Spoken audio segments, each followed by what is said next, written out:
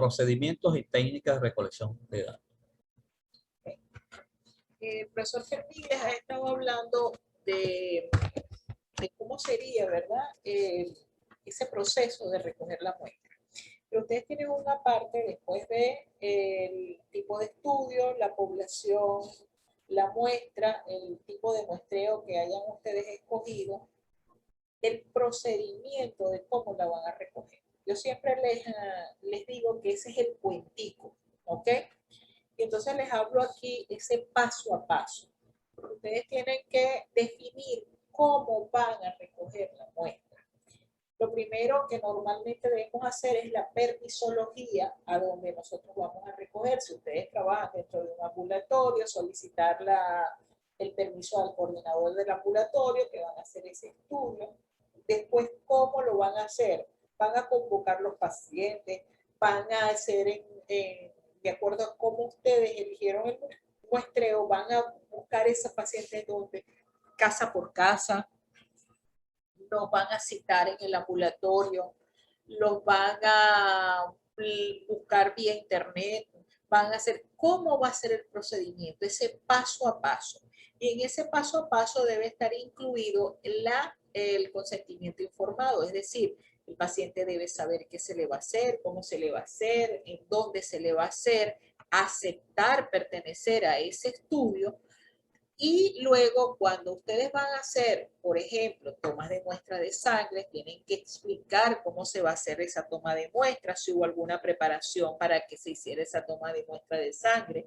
Si ustedes lo que van a hacer es la evaluación de la presión arterial, entonces a través de qué técnica van a tomar esa presión arterial, qué equipo van a utilizar, si ese equipo está estandarizado, si es un tensiómetro anaeróbico, si es un tensiómetro de mercurio, cómo los van a pesar, qué tipo de balanza van a utilizar para eso. Y eso debe llevar un continuo metodológico de acuerdo a eso. Cómo van a llenar el instrumento. Generalmente los instrumentos, y eso lo va a hablar ahorita un poquito el profesor Fermín, ¿verdad? Van a requerir una primera parte donde van a ver esas características o esa identificación, ¿ok? Que ustedes van a tener, luego las variables que ustedes tengan que determinar, pero ese procedimiento ustedes deben llevarlo paso por paso, describiendo cada método que van a utilizar y cada instrumento, el electrocardiógrafo, si fue de la marca tal, si lo hicieron la toma de la presión sentada, de pie, si hubo que esperar, si van a medir la circunferencia de la gestante, cómo la colocaron, si eran de cúbito dorsal, si eran de cúbito supino, o sea, cómo se va a hacer. Ese procedimiento tiene que estar bien descrito para luego entonces describir la técnica. Y en la técnica, aquí el profesor Fermín va a hablar sobre los tipos de técnicas que les van a hacer. Pero dentro de ese procedimiento es sumamente importante llevar ese orden cronológico. El profesor Fermín va ahorita a hablarles un poquito del tipo de técnica y lo que es la construcción de los instrumentos. Bien, en el proceso de recolectar la información a los datos, utilizamos técnicas e instrumentos. Es necesario explicar y clarificar por qué indistintamente utilizan, cometemos errores al mencionar cuando es la técnica y cuando es el instrumento. La técnica es el proceso, se refiere al cómo se recogen los datos. Proceso. La técnica no se observa, no se ve, no se puede tocar. Ese es el proceso de cómo se recolecta la información.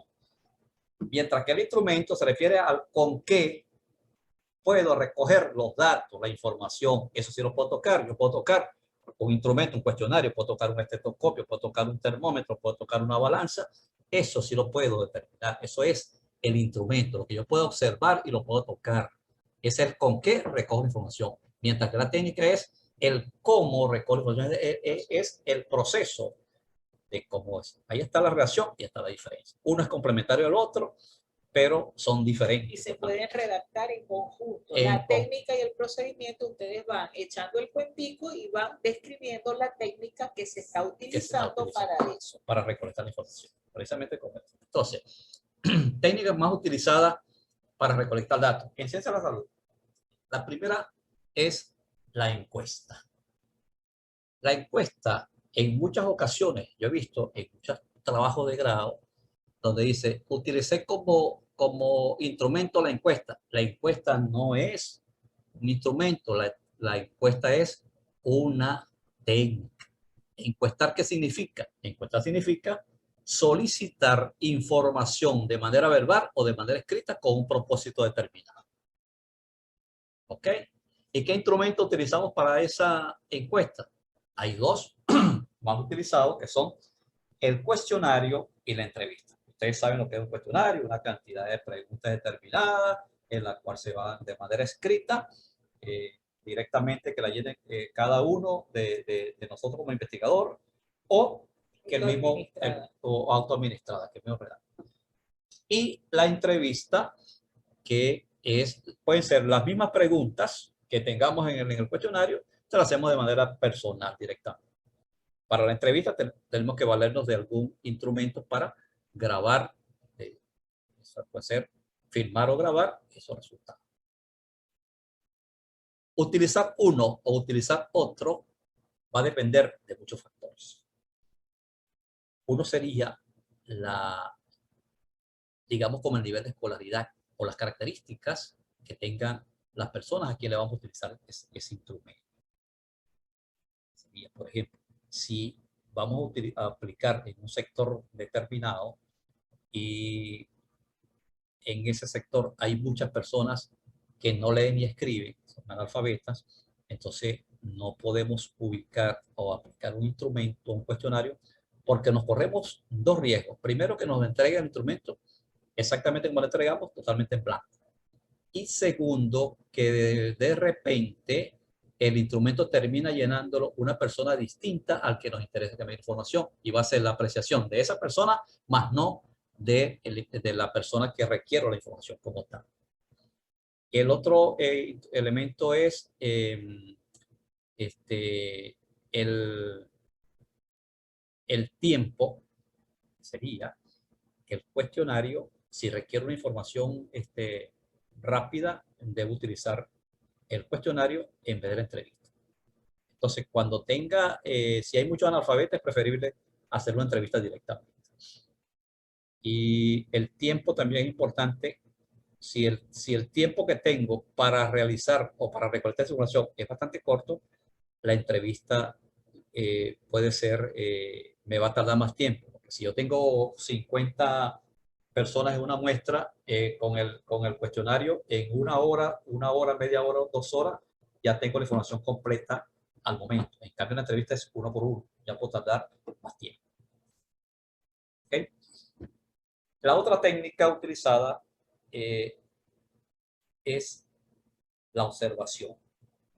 La observación es muy importante porque la observación es un proceso muy consciente en la cual requiere una visión detallada de lo que estamos mirando. No es lo mismo ver que observar. No es lo mismo mirar que observar. Porque cuando estamos observando, echamos mano de todos los órganos de los sentidos. Podemos ver, podemos oler, podemos palpar, podemos oír, etcétera, etcétera. Eso es la observación, un proceso más detallado. Tipos de observación. La observación puede ser observación directa o indirecta, una observación planificada o no planificada, participante o no participante, etcétera, etcétera. Eso lo tienen en el material que le estamos entregando. ¿Qué instrumentos utilizamos para registrar observación? Registros anecdóticos, registro descriptivo, lista de cotejo, ficha de observación, escala de estimación, ¿cómo se llama? La historia clínica, ¿no? Eso es un instrumento para recolectar esa información que ustedes observan en el paciente. La otra técnica es la documentación. La documentación es una técnica que se utiliza para estudios de tipo ipso-facto, lo que ya ocurrió, para estudios documentales. Y que ahí no requiere ningún instrumento que debe ser validado ni determinar su confiabilidad, porque simplemente es una pequeña ficha de recolección de datos para que permita traer esa información que ya ocurrió del pasado para el presente para procesar. Eso no tiene un instrumento así determinado. Muy bien. En una investigación, ustedes como investigadores van a tener dos opciones. La primera opción, que es elegir un instrumento que ya haya sido desarrollado o utilizado. Si nuestra investigación es sobre un tema determinado, nosotros podemos echar mano, cuando ya hemos revisado nuestros antecedentes de investigaciones que guardan mucha relación con la nuestra, podemos revisar de cómo se recolectó la información en aquella y el que más se ajuste, si se ajuste y cumple con los requisitos, los criterios y con las variables que estamos manejando, podemos utilizar ese instrumento. Debemos justificarlo. Es decir, así de esta manera, nuestro instrumento, el instrumento utilizado para recolectar la información va a ser el utilizado por fulano de tal en tal investigación hecha en tal parte en la cual determinó su validez y su confiabilidad, que fue de tanto y tanto. Y que como se ajusta a nuestro propósito y las variables son más o menos similares, se va a utilizar ese instrumento para recolectar la información. Ya eso es válido. O también, si van pueden utilizar también ya una cantidad de instrumentos que están ya estandarizados que se han utilizado ya, por ejemplo, el AGA familiar, ¿no? Hay un AGA familiar en la cual, sí, el test de Hamilton, como el ejemplo. Que se utilizamos, que la doctora Isabel explicó anteriormente para el nivel socioeconómico, era el GRAFAR. Bueno, eso ya echamos mano de esos instrumentos que están establecidos. Pero lo que comúnmente ocurre, y es lo que se recomienda generalmente, es que cada investigador diseñe y construya su propio instrumento con las técnicas apropiadas. ¿Por qué? Porque de manera muy concreta ya sabemos qué es lo que vamos a recolectar y en el escenario donde lo vamos a recolectar. Muy bien, para ello. Muchas veces podemos utilizar una combinación de ambos para los estudios y es lo que generalmente se ve en medicina. A veces cuando queremos correlacionar variables, pues diseñamos un instrumento de recolección, ¿okay? O una ficha de recolección de datos y tiene una segunda o una tercera parte donde incluimos ya instrumentos validados. Eso también es válido. Okay. Lo que hay es que describirlo en la parte de instrumentos y dejar dicho, bueno, nuestro instrumento va a constar de 3 partes. La primera parte va a ser la ficha de gastos demográficos. Para tal variable. Para tales variables. La segunda parte va a ser el de peso, talla, presión arterial, no sé qué, no sé cuándo, que se para tal variable. Y la última parte, bueno, va a utilizar el de disfunción familiar, por ejemplo, Apgar familiar, y se va a utilizar el índice de Apgar familiar publicado por Smilstein, no sé qué, no sé cuándo, y se describe el instrumento que ya está validado y cuál es su índice de confiabilidad para poblaciones, si no iguales a la nuestra, si similares. Okay. ¿Okay? Otra también, hablando de lo que mencionó la doctora Isabel sobre las combinaciones, es también válido, valga el ejemplo para lo que vimos anteriormente de técnica e instrumentos, que ustedes pueden utilizar también varias técnicas, una combinación de técnicas, pueden utilizar la encuesta y la observación y varios instrumentos también, como estamos mencionando. ¿Estamos claros? Muy bien. Lo que hay que dejarlo plasmado siempre en el procedimiento y en la técnica e instrumentos, eso es desglosado de en qué variables utilizar tal y cuáles instrumentos. Incluso muchos instrumentos nos dan pie a que ya de una vez, cuando nosotros hablamos del procedimiento, podemos categorizarlo y ahí ya lo podemos definir de una vez. Es decir, nosotros, bueno, para el índice, para la determinación de la obesidad, bueno, vamos a utilizar el índice de masa corporal categorizado según lo que establece la OMS, y ponemos las categorías porque ya eso lo tenemos ya está determinado como investigador. Ya está estandarizado. Correcto. Muy bien. Entonces, cuando el investigador construye su propio instrumento, debe, por supuesto, pasar por 2 alcabalas. Ahorita que están de moda las alcabalas. La primera alcabala que debe pasar ese instrumento es la validez y la segunda alcabala es la confiabilidad. ¿Qué es la validez? ¿Cuándo un instrumento es válido? Un instrumento es válido cuando mide realmente lo que pretende medir. Si yo quiero recolectar una información determinada, el instrumento es válido si me recoge esa información. Claro, si por ejemplo yo quiero determinar la temperatura de un paciente cualquiera, por algún propósito que deseo, ¿qué utilizo? Utilizo un reloj, un reloj de instrumento, o utilizo una balanza. No, ¿verdad? ¿Qué utilizo entonces? Un termómetro. ¿Por qué el termómetro? Porque el termómetro es el instrumento válido para recolectar temperatura. Y si voy a registrar el tiempo de la reacción de un medicamento, ¿qué utilizo? ¿Una balanza o un termómetro? No, debo utilizar ¿qué? El reloj, que es el instrumento válido para recolectar la variable tiempo. Y si me interesa determinar el peso de un paciente, ¿lo monto qué? ¿Sobre el termómetro o lo monto sobre el reloj? No, sobre la balanza, que es la que me va a registrar el peso. Entonces el instrumento es válido cuando me recoge el valor o lo que yo quiera recolectar, que me diga realmente lo que pretendo medir. Muy bien, ya cuando el instrumento es válido, pasa a una segunda alcabala, que es la confiabilidad del instrumento. ¿Qué significa que un instrumento, sea confiable? Un instrumento es confiable cuando se aplica en un lapso de tiempo determinado. Se lo aplico hoy, lo aplico mañana, lo aplico dentro de un mes, dentro de un año, más o menos me debe recoger más o menos aproximadamente igual o similar información. O si lo aplico a grupos distintos, debe ocurrir lo mismo. Es decir, que sea confiable. Un amigo de ustedes es confiable cuando siempre le dice la verdad. Si yo tengo un peso, una balanza, y sobre esa balanza le coloco un paquete de harina pan, que está muy de moda ahorita, le debe registrar ¿cuánto? 1 kilogramo. Si yo retiro ese paquete de harina pan y lo vuelvo a colocar sobre la balanza y me registra 900 gramos, ahí me queda la duda. Lo levanto otra vez y se lo coloco otra vez y me registra 1 kilo 100. Ya ese peso no es confiable.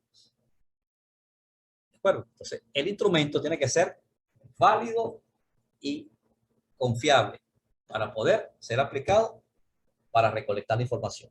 Porque es válido si me recoge lo que yo quiero medir, y confiable porque siempre va a estar apegado a la verdad de manera objetiva. Por supuesto que hay procedimientos estadísticos. Perdón. No, Cuando hablamos de la validez del instrumento, una de las cosas que más utilizamos en medicina, no sé si Fermín lo tiene un poquito más adelante, es el juicio de experto. Sí, entonces hay lo siguiente, o sea, la validez y la confiabilidad se determinan a través de procedimientos estadísticos. Para la validez hay muchos procedimientos. Uno de los más utilizados es el juicio o valoración de expertos. ¿Qué quiere decir esto? Esto quiere decir que ustedes van a solicitar la colaboración, óigase bien, la colaboración de un número impar a partir de 3 expertos, 3, 5, 7 o más expertos. Generalmente acostumbra a 3 por el número que es manejable. 3 expertos, pero que sean realmente expertos en el tema que están manejando, que tengan conocimiento del proceso metodológico y estadístico, etc. O pueden, si ustedes quieren, seleccionar como especie de un equipo multidisciplinario, uno que es experto en el tema y área que están investigando, uno que tenga conocimiento de metodología, un metodólogo, y un experto en estadística, que les pueda revisar. ¿Qué van a hacer ustedes para solicitar eso? Deben elaborar una comunicación dirigida a ese experto, donde solicitan la colaboración, y debe ir acompañado por el título de la investigación, los objetivos, las variables que están manejando, las características de las personas quien va a hacer aplicar ese instrumento, para que tenga oportunidad de verificar también el lenguaje que se está solicitando la información. Y él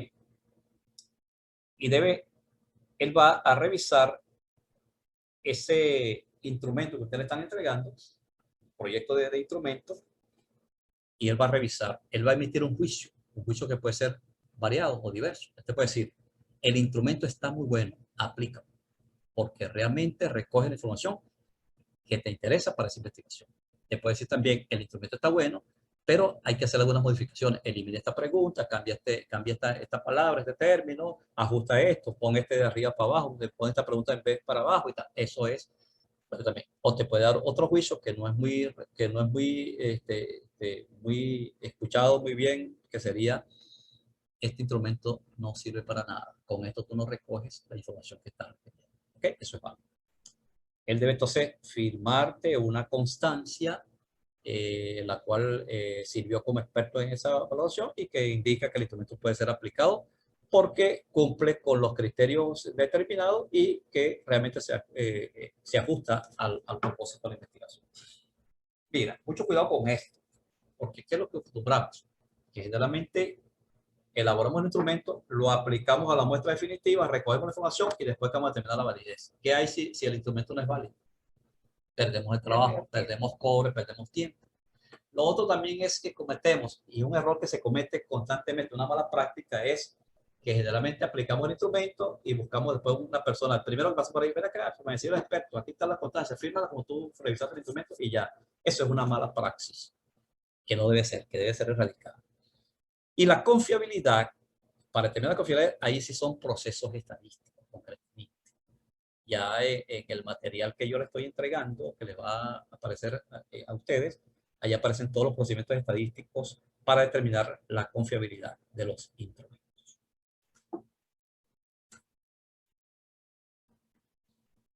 Muy bien, ya una vez que ya hemos transitado por todas esas etapas de la investigación, la introducción, los objetivos, definimos las variables, ubicamos metodológicamente la investigación, definimos la población y la muestra, indicamos el procedimiento, los pasos a paso a seguir, indicamos la técnica y indicamos también los instrumentos para recolectar información.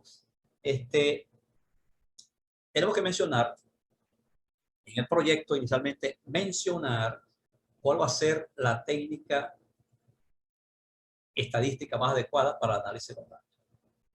Hay muchas técnicas estadísticas y va a depender de lo siguiente.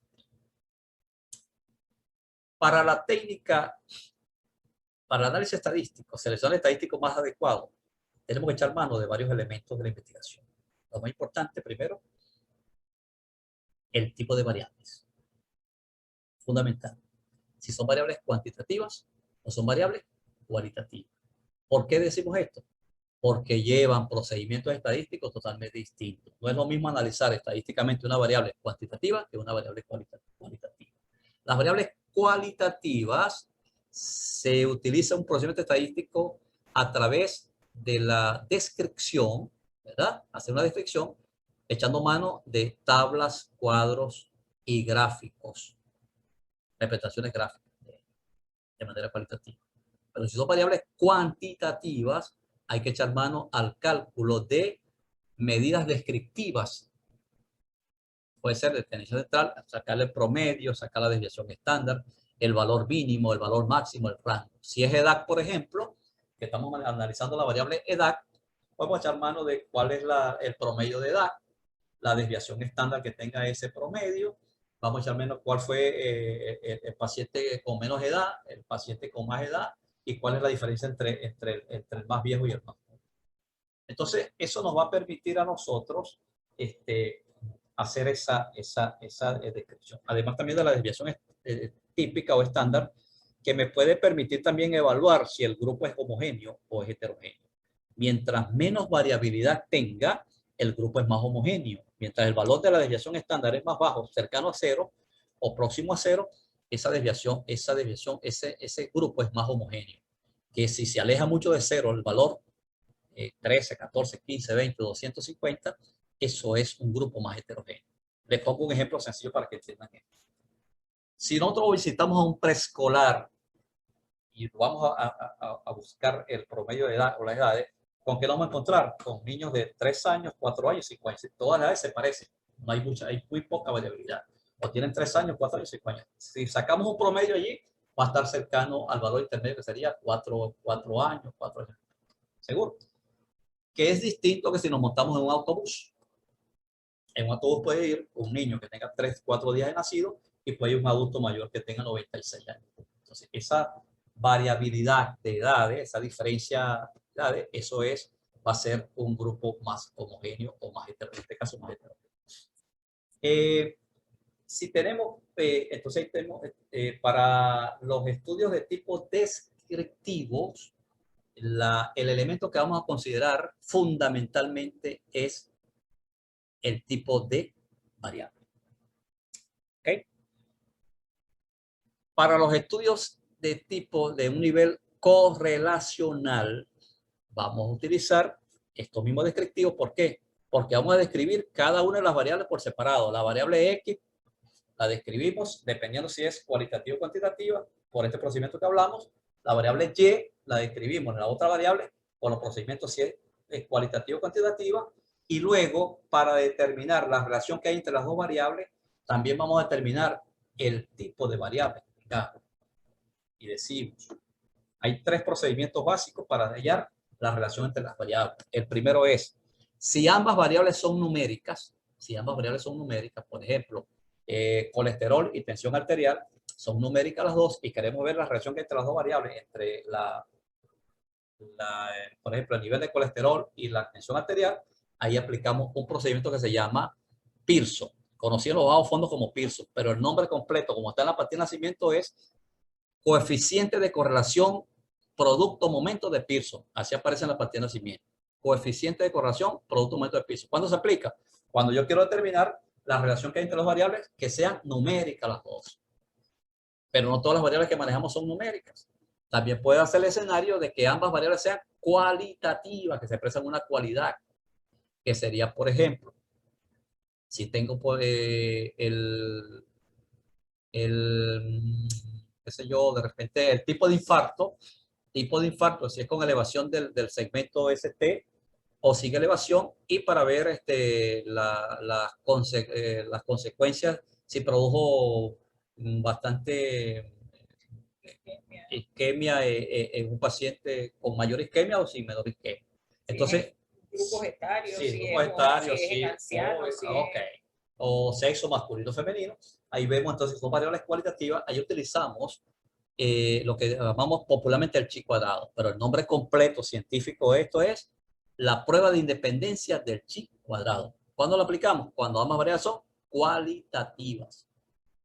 Pero también se puede el escenario que sean distintas las variables, que tenga una cualitativa y tenga una cuantitativa. Entonces, ahí aplicamos un procedimiento totalmente distinto que es el coeficiente de correlación de ETA, ETA, así se llama, ETA, ETA, que analiza la correlación que hay entre las variables. Antes de aplicar las correlaciones, aquí tenemos que formular, como no sabemos lo que va a ocurrir, dos hipótesis. Tenemos que hablar en términos hipotéticos. ¿Cuáles son las hipótesis? Hay dos hipótesis estadísticas. Una hipótesis nula, que va a indicar de que no hay relación entre las variables, son totalmente independientes, que nada tiene que ver una cosa con la otra. Nada tiene que ver el colesterol con la tensión, nada tiene que ver el sexo con el tipo de infarto, o nada tiene que ver la edad, el nivel de repente de glicemia con el sexo, si es una variable una y una. Entonces, la otra hipótesis que planteamos es que sí hay relación entre las variables, ¿sí? Una cosa sí tiene que ver con la otra. Hacemos el planteamiento estadístico, calculamos el estadístico más adecuado, depende del tipo de variable, y obtenemos un resultado. Resultado que nos va a conducir a tomar una decisión estadística, que es aceptar o rechazar una de las dos hipótesis y concluir de que si hay o no hay relación entre las variables. Allí, en esas dos primeras, en la primera, para estudios descriptivos no planteamos variables, reiteramos es descripción de un variable sin relacionar. En esta correlación sí, pero sin tocar las variables. Aquí no estamos manipulando variables. En cambio, en el procedimiento que sigue, que es el explicativo, lo que hablamos, que tiene que ver con investigación de tipo experimental o cuasi experimental, obviamente por lo que hablamos, que es por el tipo de materia prima con que trabajamos, que son pacientes, hablamos de cuasi experimental, ahí sí vamos a manipular una variable para ver qué ocurre en la otra variable. Ahí también tenemos que plantear hipótesis también. Pero el elemento a considerar para seleccionar el procedimiento estadístico más adecuado, aquí va a ser el número de grupos. Acuérdense que cuando tenemos experimentación, tenemos en un grupo, dos grupos o más de dos grupos. Cuando tenemos un solo grupo, hablamos de un procedimiento que se llama antes y después. Es decir, si yo quiero probar, por ejemplo, la efectividad de un programa, por ejemplo, para minimizar peso. ¿Okay? Entonces, ¿qué es lo que determino yo? ¿Qué hago yo? ¿Cuál es el propósito? Determinar la efectividad de ese programa. ¿Qué es lo que debo hacer yo? Tomar un registro antes de aplicar ese procedimiento, que sería registrar la variable peso. Registro todos los pacientes de peso, determino el promedio y aguanto ese promedio allí. Aplico las terapias, el peso, el procedimiento y luego cuando culmine eso, vemos, también determinamos el peso. Y comparamos el peso inicial con el peso final. Si no hay diferencias significativas, eso me da pie a tomar una decisión de que el programa no es adecuado. No sirvió para nada el programa porque independientemente no bajó sustancialmente el peso. Ahora, si hay diferencias significativas entre el peso inicial, el final o el inicial, con tendencia hacia abajo, por supuesto, que es minimizar el peso, entonces ahí sí hablamos de que el programa es efectivo. Eso lo podemos hacer en un solo grupo. También lo podemos tener en dos grupos. En dos grupos que podemos tener un grupo experimental y un grupo control. Por ejemplo, si yo tengo, por ejemplo, un persona con índice de masa corporal elevado, todos que sean obesos, y la tendencia es minimizar esa obesidad, aplico una serie de procedimientos con la intención de minimizar esos índices de masa corporal y puedo tener dos grupos, un grupo experimental y un grupo control. Al grupo experimental lo someto a ese tratamiento y al grupo control solamente lo tengo aislado como patrón de comparación. Y comparo esos dos grupos. Ahí tengo esto, va a tener dos grupos. Uno experimental en el cual se manipuló la variable, en este caso sería el procedimiento a utilizar, y el otro que permaneció aislado de toda intervención de la variable experimental. Simplemente me sirvió como patrón de comparación. Y comparo los dos grupos. Si no hay diferencia entre los dos grupos, independientemente el procedimiento utilizado no fue efectivo. Pero si hay una gran diferencia, con tendencia hacia abajo, la minimizar el índice de masa corporal, allí entonces estamos hablando de que el programa fue bastante efectivo. Además, podemos utilizar un tercer, cuando tengamos más de tres grupos, vamos a utilizar ya, por ejemplo, que quiero probar, qué sé yo, el nivel de dosis. Una dosis baja, se lo doy a un grupo, una dosis moderada a otro grupo y una dosis alta a otro grupo. Para ver la efectividad de la dosis. Voy a seleccionar cuál es, dependiendo si era para minimizar o para elevar alguna variable. Entonces ahí tomo la decisión de cuál de los tres procedimientos es mejor. En cada uno de esos procedimientos hay que utilizar un estadístico.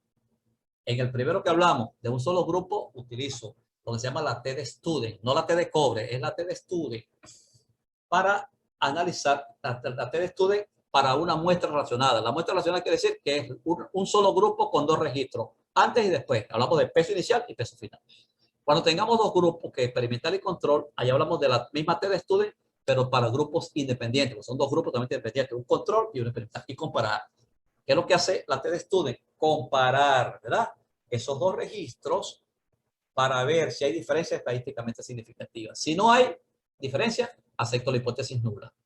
Y si hay diferencia, acepto la hipótesis alterna, que es la otra. ¿Qué me dice la nula? Que no hay diferencia entre el peso inicial y el peso final, o entre el grupo control y el grupo experimental. ¿Eso que conduce a tomar la decisión o a la conclusión de que el procedimiento utilizado no fue efectivo? Ahora, si encuentro diferencias significativas entre el peso inicial y el peso final, o entre el grupo experimental y control, ahí voy a tomar la decisión entonces de que el procedimiento sí fue efectivo y aceptar, eliminar o rechazar la hipótesis nula y aceptar la hipótesis alternativa. Igual procedimiento va a utilizar cuando tenga más de tres grupos, en esas tres dosis que hablamos, dosis baja, dosis media y dosis alta, y eso se llama, voy a aplicar lo que se llama un análisis de varianza de un factor, de un solo factor. ¿Qué me va a decir el análisis de varianza? Va a meter los tres grupos simultáneamente y me va a decir si hay diferencias o no hay diferencias. El análisis de varianza llega hasta allí, me dice si hay diferencia o no hay diferencia. pero no me dice dónde está la diferencia. Ahí tengo que aplicar en el mismo procedimiento un estadístico que se llama una prueba de seguimiento. Hay dos. Si los grupos son iguales, utilizo uno que se llama de Tukey, y si los grupos son de tamaño distinto, utilizo la de Sheffer. Eso tenemos oportunidad de verlo posteriormente cuando se ve en su estadística. Y entonces me va a indicar cuál fue la mejor dosis en este caso, si la que minimizo o eleve, depende de lo que estoy buscando, y me va a indicar entonces si hay o no hay diferencia estadísticamente significativa. Y que me va a conducir a tomar la decisión de que si acepto la hipótesis nula, de que ningún promedio es igual o que al menos un par es diferente. Para estos procedimientos estadísticos, hemos pasado por varias etapas. En la antigüedad también existían los procedimientos estadísticos. Viene de la antigüedad, la estadística se aplica en la antigüedad. En la Biblia ya hay registro de que se hacían registros estadísticos en la Biblia. Entonces se comenzó primero, bueno, la primera, el elemento que nos permite contar, que contando con los dedos. La vez lo hacíamos contando con los dedos. Después apareció el ábaco, contando las fichitas con el ábaco. Después aparecieron las calculadoras bodegueras de suma, resta, multiplicación y división. Después vinieron las calculadoras científicas y hoy contamos con procedimientos y programas estadísticos. Hay muchos, el StatiGraph, hay muchos procedimientos. Yo utilizo y recomiendo el SPSS, que es las siglas en inglés del paquete estadístico para las ciencias sociales. Fueron científicos de las ciencias sociales que hicieron este procedimiento, y quienes menos se han aprovechado de las bondades de este procedimiento ha sido la ciencia social. Quien ha sacado más provecho y más partida ha sido las ciencias de la salud, porque ese procedimiento contiene todos los procedimientos estadísticos que se puede aplicar a ciencias de la salud. Estudio descriptivo, estudio comparativo, estudio explicativo, niveles de riesgo, correlaciones, regresiones, curvas ROC, para calcular sensibilidad, especificidad, valor predictivo positivo y negativo. Todo ese procedimiento. Hoy contamos con la versión 26, la más reciente, que hace un par de años, y yo utilizo generalmente la versión 21 porque viene en español, y la otra ventaja que tiene es que la licencia es casi permanente y bueno, se maneja. Pero entre esas versiones no hay mucha diferencia, simplemente algunos detallitos mínimos y un poquito más de velocidad en la pero entonces, eso es, en el proyecto tienen que mencionar cuál es el procedimiento estadístico a utilizar, que van a utilizar para el procesamiento de los datos, y en el trabajo escrito y en la tesis como tal, ahí se tiene que desarrollar el procedimiento estadístico que los va a conducir a sus resultados. Resultados que deben ser analizados para obtener sus conclusiones, y esas conclusiones ustedes tienen que comparar los resultados con la base teórica y los antecedentes que ustedes buscaron para su investigación, para darle soporte teórico a su investigación, y eso es lo que se llama la discusión de resultados. Okay. Doctora, muchas gracias. Entonces, como hablaba el profesor Fermín, ustedes en esta parte solamente van a mencionar, ¿ok?, los procedimientos estadísticos y cómo van a representar sus resultados a través de tablas, a través de gráficos, etcétera. Esto es una parte corto, pero que sí debe quedar ya muy bien definido si van a categorizar variables, si no lo van a hacer, si van a aplicar a estadística descriptiva, si van a aplicar estadística correlacional, etcétera, explicativo. ¿Okay? Y con qué método. Ya como le explicó el profesor Fermín, si es un chi cuadrado, si es un Pearson, si es a través de qué lo van a hacer. Eso va a depender del estudio. ¿Okay? Y viene, entonces, hasta aquí llega el proyecto, ¿ok? Y si el proyecto está bien hecho, lo demás es camino andado. Nos toca entonces luego expresar los resultados. ¿Cómo lo vamos a redactar? Vancouver nos dice que nosotros debemos enseñar los resultados, describir los resultados y discutir en una parte, hacer una discusión de los resultados. Hay algunos autores que lo hacen en conjunto, pero Vancouver pide que sea por separado. Entonces nosotros, ¿qué debemos hacer? Esto no puede ser un trabajo de bachillerato que ustedes antes ponían un cuadrito y análisis tabla 1, análisis tabla 2. No. Nosotros comenzamos normalmente a redactar en que luego de concluido el estudio se evaluaron X número de pacientes, X número de historias. Si fueron los pacientes, damos en general las características generales con edades que fueron comprendidas entre tal y tal edad, con de tanto sexo y de tanto porcentaje, etcétera. Nosotros debemos dejar descritas las características generales. Y normalmente se recomienda hacer una tabla por cada uno de los objetivos. Por ejemplo, si el objetivo inicial era describir las características sociodemográficas de la población, nosotros debemos comenzar por, luego que hacemos esa introducción de que se vieron tantos pacientes en tal periodo de tiempo, podemos hacer la descripción de las características sociodemográficas.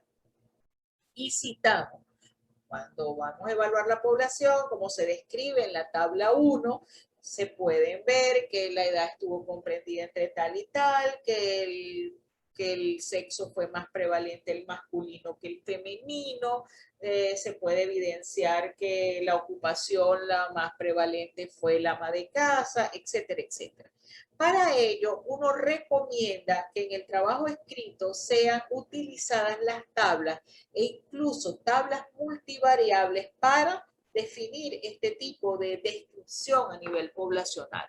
Por ejemplo, aquí, en el ejemplo que les tenemos aquí, esta es una tabla que decía perfil epidemiológico de las mujeres obesas evaluadas en la unidad de medicina familiar, doctor Pedro Iturbe, de 2016. Entonces, ustedes aquí tienen, como todas eran mujeres, pues lo vamos a tener determinado por masculino y femenino. Si fuera una población general, lo ideal es describir masculino femenino. Sin embargo, esto también es controversial porque si no hubo diferencia entre el sexo masculino y femenino, se puede obviar esa categorización y simplemente describir la población como tal. Porque tenga relevancia. Solamente lo relevante. Para que estos resultados sean dados, el profesor Fermín hablaba del paquete estadístico SPSS. Nosotros tenemos que tener una base de datos bien elaborada para que el paciente, para que el programa SPS funcione adecuadamente. Cada una de las variables tiene que ser conceptualizada o descrita dentro de ese programa. Y entonces usted va a empezar con la variable 1, edad. Esa variable es numérica. ¿Ok? Y va a aceptar tantos valores y usted la describe. Después la variable 2, sexo. Ah, bueno, van a tener dos opciones, la categoriza masculino y femenino, Y así va a ir con cada una de las variables. La variable estado civil, bueno, si usted obtuvo 3 opciones nada más, si era casado, divorciado y otro, usted la va a categorizar o va a ser el número de categorías o atributos, que así se le dice, o atributos de la variable, que usted decida colocarle a la variable como investigador. Adelante. Disculpa que intervenga por lo siguiente. Lo del uso del paquete estadístico SPSS no es una imposición, simplemente es una recomendación. Usted puede utilizar cualquier procedimiento estadístico que como una sábana de datos. Manual, la base de datos, puede ser en Excel, en cualquier otro. Lo que yo le recomiendo a este programa es ¿por qué? Porque permite dos cosas importantes que muchos programas no tienen. Lo primero es que permite importar información. Si usted tiene una base de datos en Word, en Excel o en otro programa, ustedes la pueden copiar en la misma estructura como está aquí y la traen al programa SPSS, la procesan y obtienen los resultados. Y que también permite exportar información de aquí, porque generalmente ¿en qué tipeamos nosotros nuestro trabajo? En Word. Y entonces te pueden copiar los datos, los gráficos, los procedimientos y los llevan allá. Allá dan lugar de hacer las modificaciones que puedan tener lugar. Correcto. Tranquilamente. Pueden trabajar también con Excel, porque Excel y el programa SSPS son primos hermanos. Con la diferencia es que en Excel usted tiene que crear sus procedimientos y su fórmula. En el SPSS ya están creadas todas las formas, lo que hay que seleccionarlas simplemente. Eso es la gran diferencia con este programa. Correcto.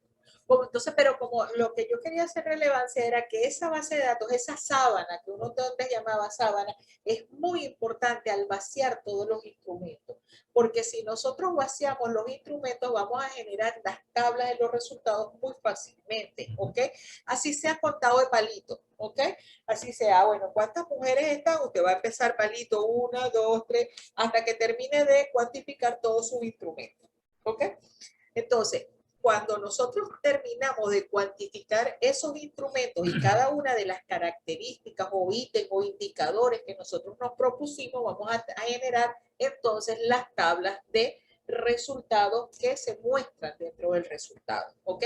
Ya sea contado a partir de qué, lo que sea. El resultado es simplemente esto. Aquí no hay análisis, es presentar solamente lo que tenemos, ¿ok?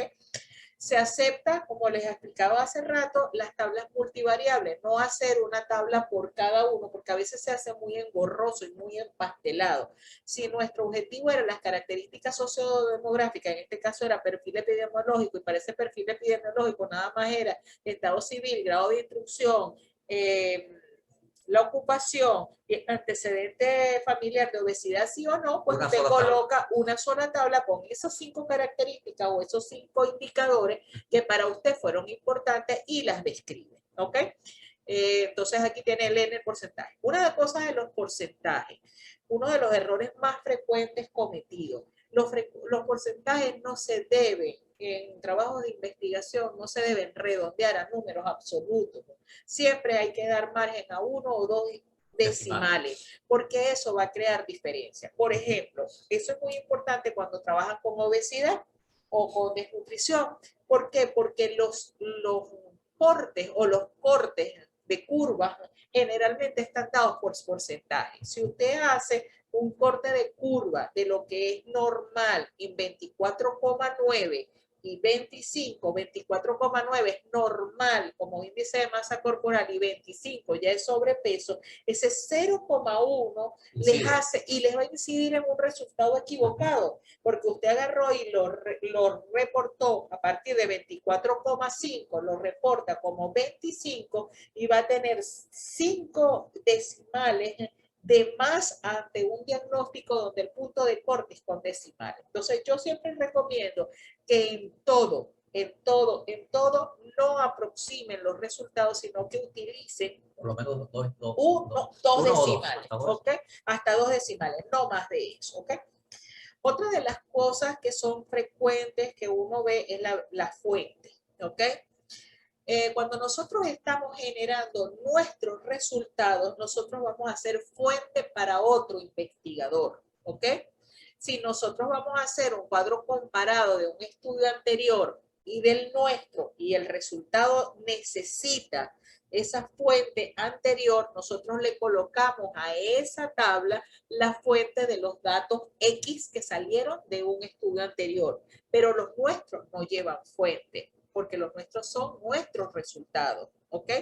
Lo que sí utilizamos son los pies de página para describir cosas que no están dadas dentro de la, aclarar situaciones. Por ejemplo, si yo coloco IMC, pues entonces abajo coloco que IMC es igual a índice de masa corporal. Si yo estoy colocando desviaciones estándar y coloqué una abreviatura que dice DE, pues entonces abajo coloco que DE es desviación estándar. O simplemente puedo colocar abajo en el pie de página que la N o la muestra como tal fue de tantas personas, ¿verdad? La N estadísticamente significa muestra, entonces tengo una N de 50 pacientes con una edad que fueron entre 30 y 40 con una DE, desviación estándar de tanto, y yo aclaré que estas características pertenecieron a una población de 30 personas que estaban comprendidas entre tal y tal edad en ese año. Entonces, no hay que estar describiendo más porque el pie de página nos remonta a alguna información que no tuve por qué hacer otro gráfico, sino que ya lo describí en la introducción, pero lo coloco como una aclaratoria que nos da un poco más de visión, ¿verdad?, de lo que nosotros habíamos observado. Aquí igual, ¿ok? Por lo menos en este caso, aquí esto es para estadística descriptiva, que normalmente vamos a ver variables numéricas, entonces generalmente las debemos de escribir de esta manera. Esto incluso lo hace también el paquete o en Excel también ustedes pueden buscar esta fórmula. Bueno, por lo menos la edad promedio fueron 23, el máximo fue de 58 años, la media fue de 41 y la desviación estándar, creo que aquí, esta es la mínima, ok, correcto, la mínima fue de 23, el máximo de 58, la media fue de 41 y cuando yo hablo de desviación estándar, para recordarles por allá en el tercer semestre, cuando el estadista, el profesor Fermín, a lo mejor les dio clase, significa que 41 más 9 nos da, ¿qué? El 58. Sí, Esa fue la desviación. Lo siguiente, la desviación estándar debe llevar siempre el signo más o menos. Por encima o por debajo. Correcto. Eso simplemente es la distancia o desviación promedio de cada uno de los valores con respecto a la media. Habrán valores que están por encima de la media, otros estarán por debajo de la media y otros coincidirán con la media. Otros valores que están por encima serán cercanos a la media y otros más distantes de la media. Y por debajo unos estarán cercanos a la media y más distantes de la media por debajo. En promedio, esa separación es lo que es el valor de la desviación estándar. Cuando ese valor es cercano a cero, como les dije, el grupo es más homogéneo. Pero cuando se aleja de cero, ese grupo es más heterogéneo. Correcto. Entonces fíjense que aquí la amplitud es grande porque está entre 23 años, que es una mujer joven, a 58, que es joven todavía, pero ya no tanto. Pero el promedio estuvo en 41 años de las mujeres y la desviación estándar es más o menos 9 años. ¿Ok? Igual el peso aquí fue de 63 a 113, el promedio fueron 85 y hubo una más o menos 10 kilos de diferencia entre el medio. Este tipo de cuadro es importante cuando ustedes tienen muchas variables numéricas porque nos da una visión general de qué parámetros hubo y no tenemos que estar uno por uno describiéndolo. ¿Ok? ¿Cuándo hacer cuadros? Normalmente en la parte escrita no se recomienda hacer gráficos, ¿ok? Porque en la parte escrita necesitamos una visualización de todo el panorama. En la parte de exposición oral es mucho más factible hacer los gráficos porque podemos... Son más ilustrativos. La visualización es mucho más importante, ¿ok? Entonces, por ejemplo, los gráficos pueden ser... hay múltiples diseños, ya desde PowerPoint, el mismo programa, hay múltiples software para generar gráficos, ¿ok? Uno de los más utilizados, el que yo particularmente, los del SPS a veces no son muy bonitos. Normalmente extrapolamos los datos del SPS a PowerPoint y nos da una gran cantidad de... Word también. En Word también, de publicaciones o de manera de ilustraciones, ¿ok? Entonces eso nos da, dependiendo de cómo son los datos, nos da manera de comparar algunos atributos masculino y femenino. Por ejemplo, en este caso es la distribución por edad y sexo de los médicos que laboraban en el ambulatorio de Santana de Coro. Eran unos médicos que estaban dando, bueno, y se vio que los masculinos eran menos que los femeninos y eso se puede valorar tranquilamente, ¿ok? Tanto en el gráfico como en el... Es que se les da el gráfico que sea más ilustrativo, puede ser de torta, de barra, que sea más ilustrativo, que sea más concreto para exponer la información. Una información. Generalmente en los de tabla, los de torta, cuando los atributos o las características son pequeñas, nos da mucho más factibilidad de visualizar. Por ejemplo, en esta torta yo veo que este elemento es el más importante y corresponde a sobrepeso. A sobrepeso. Entonces yo ya visualizando ahí, sin ver números, yo digo, bueno, en esa población el diagnóstico nutricional que más ponderó fue el de sobrepeso. Y el que menos ponderó fue el de bajo peso, que tiene apenas un 2%. ¿Ok? Entonces, eso nos da solamente una visión general. Pero en el escrito, para no colocar uno por uno, porque tendríamos que colocar muchísimos gráficos, es preferible el uso de las tablas con las tablas multivariables y dejar solamente lo más importante para la defensa oral. ¿Ok? Si algo no es relevante, no tenemos por qué presentarlo en la defensa oral. ¿Cómo vamos a discutir los resultados? Entonces, como les hablaba, en los resultados exponemos los resultados, describimos simplemente allí, dijimos, bueno, yo determiné estos pesos, estas tallas, evalué que tantos eran hipertensos, tantos eran. Entonces, en la discusión es donde vamos a aplicar la estadística, ¿ok? Entonces, cuando yo aplico la estadística y mi trabajo, aunque no sea correlacional, nosotros debemos hacer un análisis descriptivo, pero asociando variables, es decir, hubo o no hubo asociación de algunas variables, a pesar de no haber diseñado un estudio correlacional. Cuando yo cruzo variables o comparo, ¿verdad? Hago tablas de comparativa, yo puedo decir, bueno, en este estudio las mujeres fueron más hipertensas que los hombres. Y cuando yo apliqué chi cuadrado, porque yo agarré y categoricé las mujeres en género y las hipertensas las dije normotensa, hipertensión arterial leve, moderada y severa, y crucé esas dos variables y con Pearson dije que me daba una P. Cuando yo hablo de esa P, que es el parámetro que nos va a dar estadísticamente significativo, el valor P que nos lo da cualquiera, Ted Student o Pearson o chi cuadrado o el que sea, nos va a dar P. Y cuando nuestra P es menor de 0,05 o 0,01, dependiendo del nivel de confianza o del nivel de significancia, nosotros hablamos que 0,05 ya es significativo y 0,01 es muy significativo. Eso te lo da el programa estadístico. Entonces ahí es donde tú haces el análisis. Dije, mire, yo valoré a pesar de que no era, yo pensaba que y se obtuvo este hallazgo. Y se obtuvo este hallazgo. Entonces ustedes allí en la discusión es donde lo plasman y dicen, esto coincide o no coincide con lo que expusieron sus antecedentes, ¿ok? O simplemente esto no lo había estudiado ninguno de los antecedentes y nosotros hicimos este cruce y nos resultó significativo, ¿ok? Entonces, esto es importante que nosotros lo tomemos en cuenta para los resultados. ¿Qué debe tener la discusión?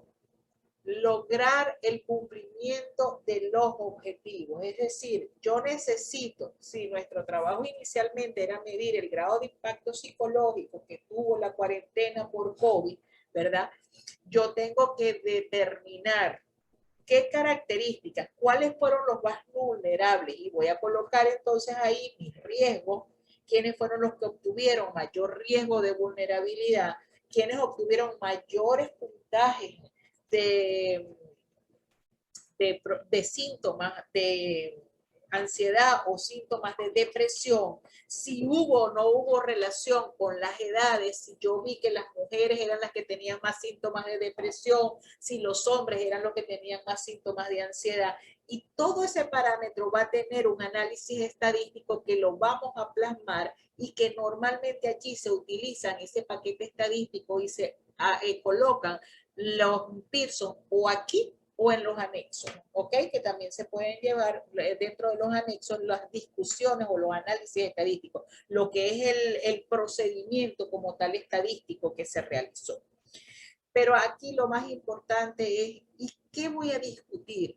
Voy a discutir qué podemos inferir, porque yo como investigador pude observar esa población. Bueno, nosotros inferimos que esta cuarentena en la población de Curimagua, más allá fue una cuarentena que incluso fue más radical porque hubo problemas de transporte. Si hay otra cosa que aunque no haya estado metida dentro de la investigación, de repente nosotros podemos transferirla, ¿ok? Y decir, bueno, habría que buscar en un nuevo estudio qué otras cosas pudieron haber influido. Puede influir que estas familias tenían a familiares lejanos y que aparte de que estuvieron en una cuarentena por COVID, eran ancianos solos que se encontraban en la casa y no tenían hijos que cuidaran de ellos y por eso hubo más síntomas. No lo sabemos, porque de repente los ancianos fueron los más vulnerables o de repente los más vulnerables fueron los niños y algunos no tenían papás dentro de esas casas, pero nosotros no lo vimos porque no fue nuestro motivo pero en esa discusión es importante inferir, es importante sugerir, y a menos que tengamos planteado el estudio de asociación e hipótesis, no podemos decir que nuestros hallazgos que conseguimos es que la cuarentena del COVID produce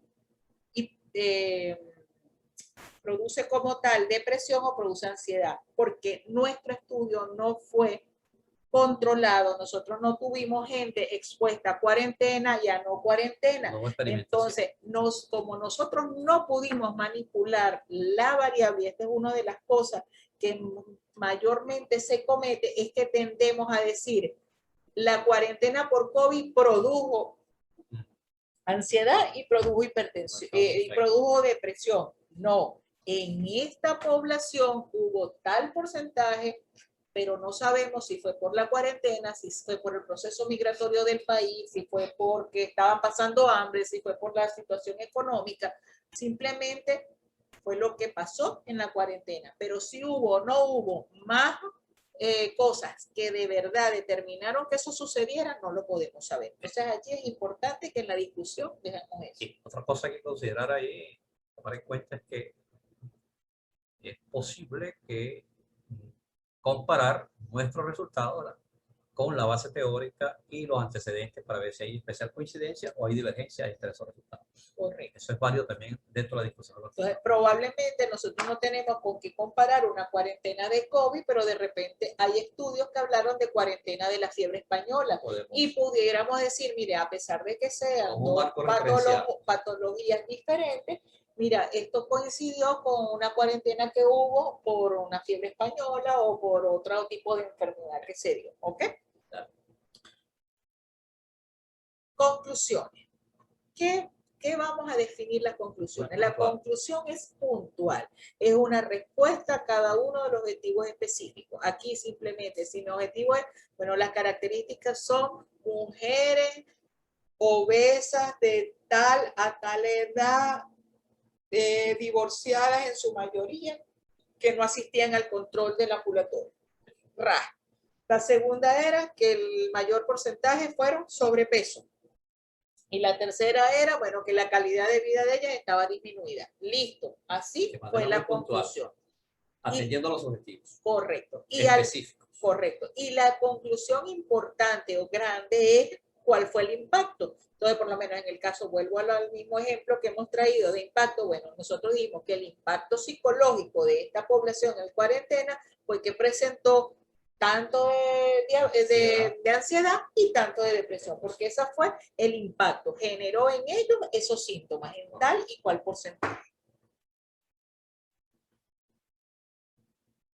¿Qué recomendaciones? Aquí volvemos a Vancouver. Vancouver no deja con recomendaciones, pero nosotros estamos en un proceso continuo de investigación en la institución. ¿Cuáles son nuestras recomendaciones para el próximo estudio? Para el seguimiento de este estudio, para otras investigaciones en este tema. Y esto tiene mucho que ver con los hallazgos que nosotros estamos, ¿ok? Referencias bibliográficas, vamos a utilizar Vancouver. En eso nosotros tenemos el apartado que ustedes ya tienen, cómo se deben citar las referencias bibliográficas y de qué manera deben estar por orden. Consejos para escribir el resumen. El resumen y el abstract es lo último que nosotros hacemos en un estudio de investigación. Y este debe ser al concluir todo este proceso. El abstract, ustedes tienen unos ejemplos dentro de lo que nosotros los enviamos. El abstract simplemente va a definir el propósito del estudio, en qué población se hizo, bajo qué metodología, qué resultados y qué conclusión tuvimos. Simplemente eso. Y eso es importante que lo definamos. El abstract se va a hacer el resumen en español y luego se pasa al inglés. Todo abstract tiene 3 a 4 palabras claves que van a definir. ¿Para qué son esas palabras claves? Para que en esos buscadores que ya les mencioné al principio, como es PubMed, metiendo palabras claves, pueda salir su estudio como referencia para otro trabajo. ¿Ok? Entonces, esto es importante que lo tengamos en cuenta a la manera de hacer los resúmenes o el abstract.